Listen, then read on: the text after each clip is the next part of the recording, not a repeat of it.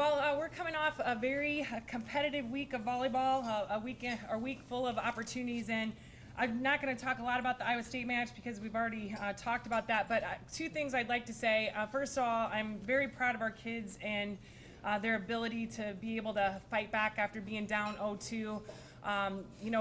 We put ourselves in a position that we had a chance to win that match, and so I was very proud of that effort, especially after a really, really rough first game.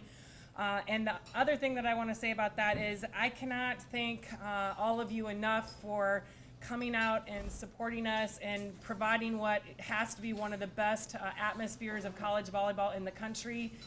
Besides maybe Hawaii, where they constantly get over 10,000 people, that had to be one of the best atmosphere in the country. And I can't tell you what that means to our kids. Every single one of those 16 student athletes, that will be something they will remember for a lifetime. So thank you so much for coming out and being a part of it and really making a difference for our kids. It was amazing, and I got goosebumps several times, not just from the play, but from the response from the crowd and the great atmosphere. So thank you for that. We had a tough 5-gamer against Iowa State, and then turned around the next day and got on a bus at 9 in the morning and headed to Fargo, a 7-hour bus ride. So as coaches, I'm not going to lie, we were a little bit nervous about that turnaround time for a very competitive weekend of volleyball ahead. It's not anything that we would talk about with our kids. We're talking to them about, we have worked so hard during preseason, we go 2-a-days, you don't have any turnaround during preseason and things like that to get them going. But as coaches, in the back of our heads, we're like, oh my gosh, we're on a bus, we just played a 5-game match. And just worried about the recovery time, and not just physically. It takes a lot to recover emotionally and mentally as well, but I was very proud of our kids and their ability to do that. We had Wisconsin at 4:30 on that Friday, and it was probably one of the best we've played all season for 4 games. We battled every point. I think was a great point between both teams. We had our chance. We ended up winning the first 2 games. All 4 games were close. We had an opportunity in each of game 3 and 4 to have a chance to win. So very proud of the effort. I think if there was a disappointing part of that match, it was probably game 5.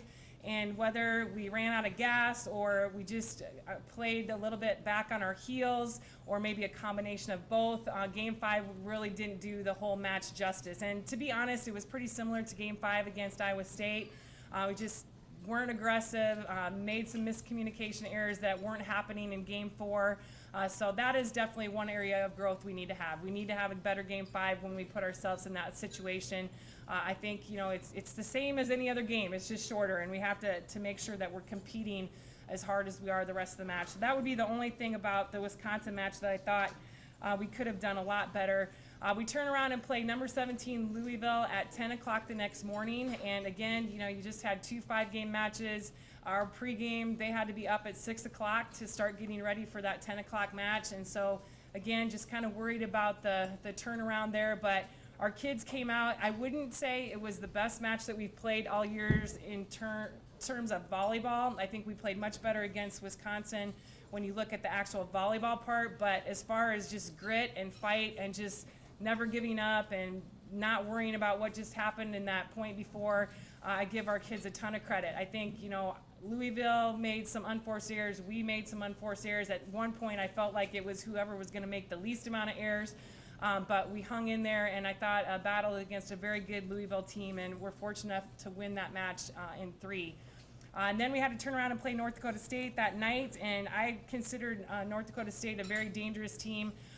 They are similar to us in terms of they did not have a lot of experience coming back, but you can just tell they're a team just ready to make a stand. They had some great points. I think they went 4 with Wisconsin in the match before and just had some great volleyball, but then they have moments of lack of consistency, which is kind of what we're trying to fight here and there. So a very good North Dakota State team, but we were able to win that match in 3 as well. So feel very good about the win-loss on the weekend. Some of the things that I also felt good about is we put ourselves in some tight situations during games where the game was close and on the line towards the end, and we were able to pull out some of those games, which I don't think we really have been able to do yet, so glad to see that.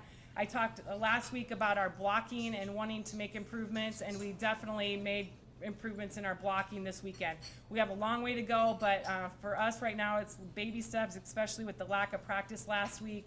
I thought our kids did a nice job of making improvements in that area. We had a very balanced offense, which I think is going to be huge for us. We have different people stepping up at different times and coming through.